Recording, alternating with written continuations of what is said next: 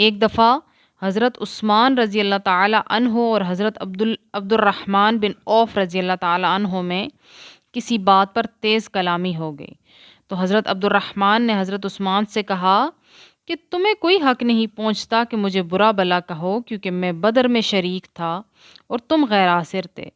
میں نے بیعت رضوان کی اور آپ نے نہیں کی، اور میں احد میں ثابت قدم رہا اور تم نہ رہے۔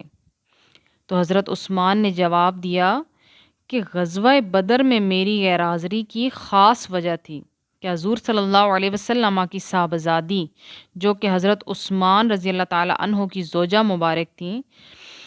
بیمار تھیں، اور میں نے ان کی تیمارداری اور خدمت گزاری کی، اور حضور صلی اللہ علیہ وسلم نے مجھے مجاہدین بدر کے سے اجر کی خوشخبری دی اور مال غنیمت سے مجھے ان کے برابر بھی حصہ دیا، اور بیعت رضوان